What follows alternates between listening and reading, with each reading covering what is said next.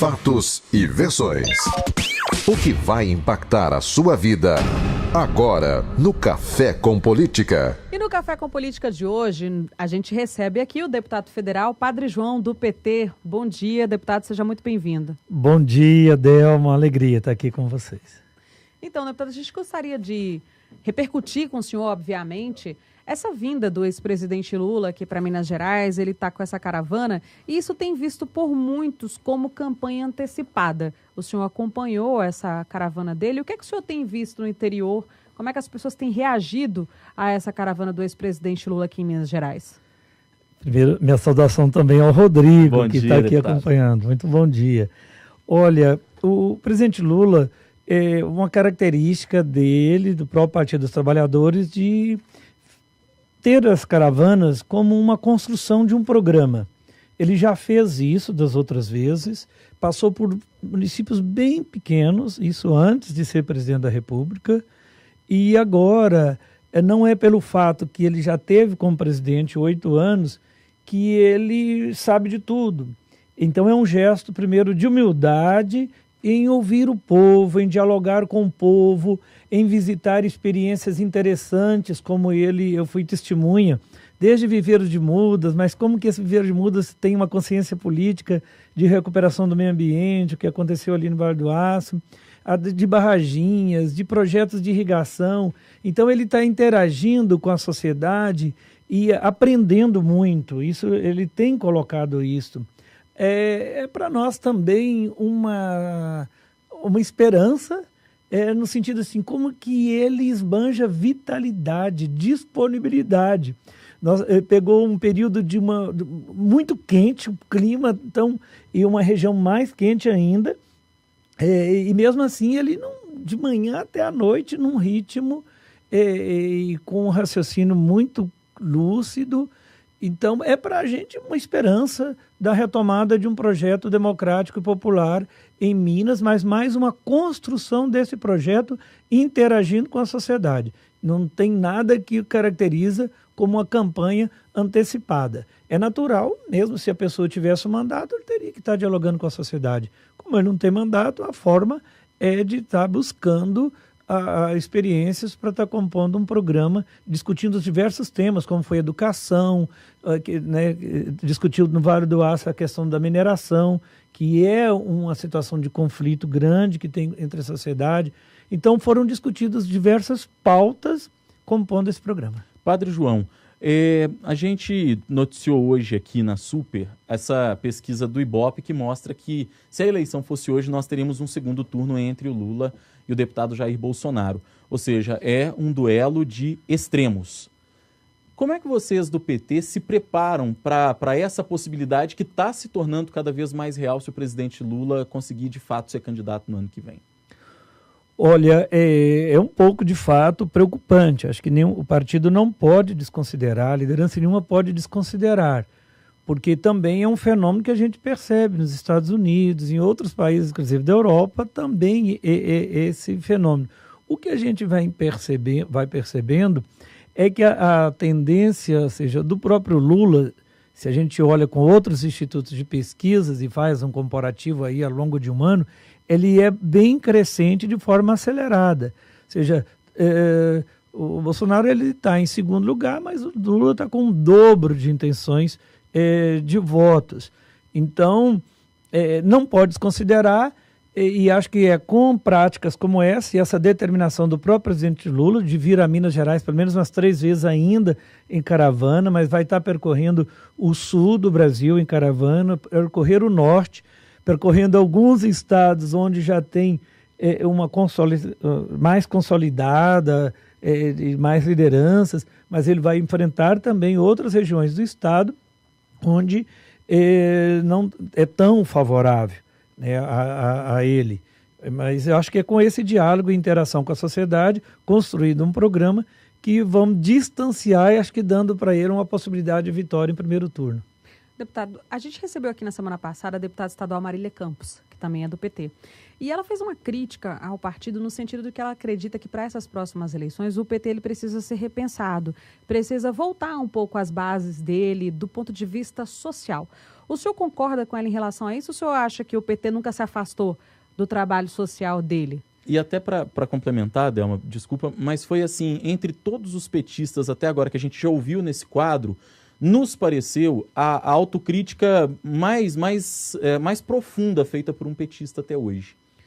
Sim, essa autocrítica, o próprio Lula, antes de fazer essas rodadas, já tem mais de um ano e meio, ele tem procurado ouvir as outras tendências, as tendências minoritárias, porque é fato de que o campo majoritário, seja aquele, o PT, ele tem várias tendências internas, que tem debates, seminários, e são essas tendências que compõem a direção.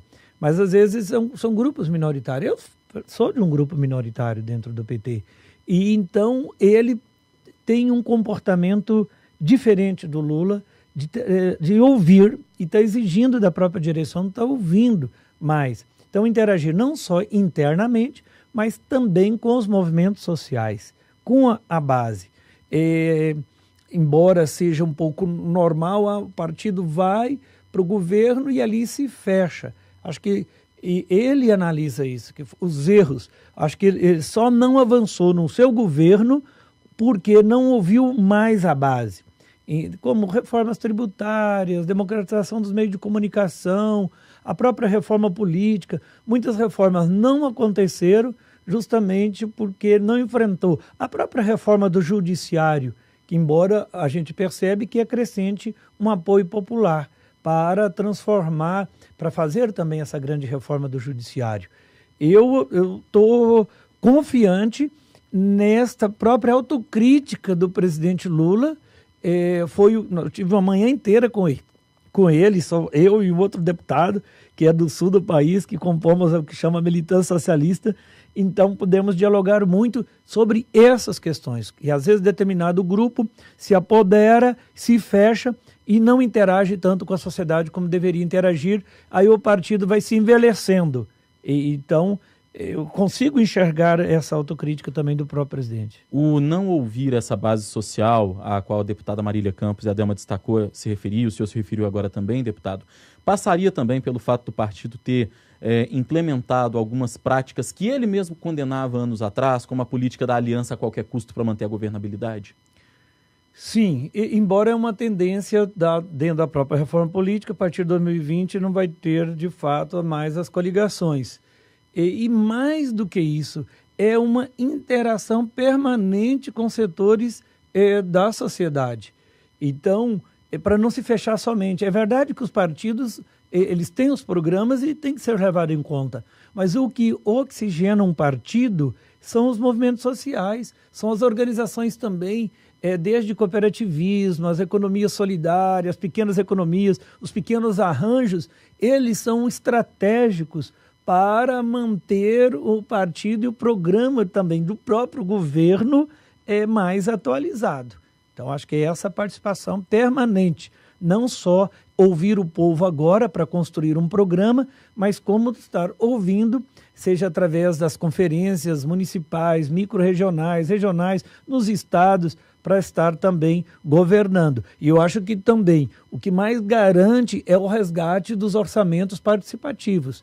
Mesmo que tenha pouco recurso para investir, mas vamos discutir mais e melhor esse pouco. Deputado, quando se fala das eleições e desses processos que o ex-presidente Lula está respondendo na Lava Jato, sempre fica aquela dúvida se ele vai conseguir sanar essas pendências com a Justiça antes do prazo para que ele possa efetivamente ser candidato. Caso ele não consiga, caso a Justiça, caso ele seja condenado também em segunda instância, tem uma ala do PT que fala em boicotar as eleições. Eu gostaria de saber qual é a posição do deputado Padre João, se o senhor é a favor de caso chegue a esse ponto de boicotar as eleições, e se isso não seria digamos assim, de quem defende isso, se isso não seria uma posição um pouco antidemocrática, deputado. Quando a gente fala em eleição, a gente fala na possibilidade do povo ir lá e votar, escolher seus candidatos. Quando se fala num boicote, isso não seria uma atitude um pouco antidemocrática? Qual é a opinião do senhor em relação a isso? Olha, a convicção que tenho, e depois também dessa conversa pessoal com o presidente Lula, a certeza que a gente tem de perseguições de setores da própria Polícia Federal, perseguição de setores do Ministério Público e do Judiciário, a gente tem a clareza e convicção ali de que nada pode impedir essa eleição, tirar o presidente Lula do páreo dessa disputa é um golpe à própria democracia. Então, nós não tem plano B, C, eu tenho falado isso, inclusive, nessas atividades da caravana, em público, plano B é o Lula, plano C, D é o Lula. Nós não podemos abrir mão de uma pessoa que tem uma experiência, que tem uma autocrítica, que retirou o Brasil das garras do FMI, que colocou o Brasil de igual para igual com os próprios Estados Unidos, que criou o BRICS, que consolidou uma articulação política na América Latina. Criar o BRICS é mais da metade da população do mundo, que está num conjunto de apenas 5 países. Então, hoje, com uma revisão que ele tem, com a autocrítica que ele tem, com a sua competência, com a sua inteligência, a gente tem condições de retomar em curtíssimo prazo o Brasil. Então, nós não podemos abrir mão dele. E eu não acredito que o judiciário também vai dar esse golpe, numa condenação colegiada. Ele não tem ainda nada que impede, e mesmo tendo numa condenação colegiada, ele pode recorrer e se candidatar. Agora, eu confesso para vocês, o receio que eu tenho é essa tendência, dele poder ganhar até no primeiro turno e setor da sociedade não permitir e ter ainda um outro golpe, talvez com parlamentarismo. Então tem hora que eu tenho dúvida se haverá eleição no ano que vem. Eu tenho dúvida, mas mais pela direita, não pela esquerda. Decisão mais da direita e de colocar um parlamentarismo. Ou mesmo, eu não desconsidero aquele diálogo do Mourão que fala das Forças Armadas que estão se organizando. O senhor acha que se o ex-presidente Lula não puder disputar, e sendo inclusive aquilo que o senhor está dizendo, que não há um plano B, C, que o plano é sempre o ex-presidente Lula, a militância do PT pode ir para a rua protestar e causar até talvez um banho de sangue diante de conflitos? O senhor prevê alguma coisa ruim nesse sentido? Não, primeiro que eu estou apostando muito, creio piamente na candidatura do Lula. Creio piamente. Mas havendo um golpe de tirando a candidatura, eu vejo que a indignação desse povo, ele vai apoiar um projeto.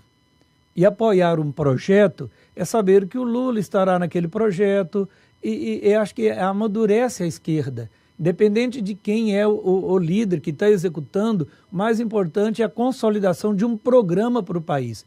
Tendo essa garantia e o partido, até com outros partidos aliados, passar essa segurança para a sociedade, que o importante é o programa, nós vamos dar um salto na consciência política do nosso país. Eu nunca fui lulista.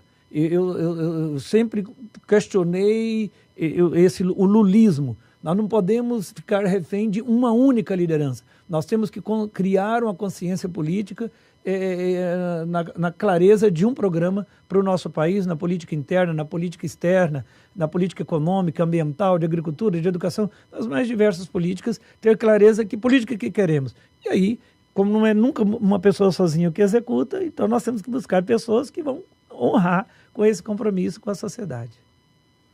Ok. Muito obrigada pela sua participação aqui no Super N, deputado Padre João do PT. A gente agradece o senhor ter aceitado o nosso convite aqui hoje. Foi um prazer, Delma, muito obrigado. Obrigado, Rodrigo, uma satisfação. E estamos sempre aí à disposição, esperando. E temos procurado dar essa contribuição para a vida digna aí para o nosso povo, não só de Minas Gerais, mas de todo o nosso país. Muito obrigado.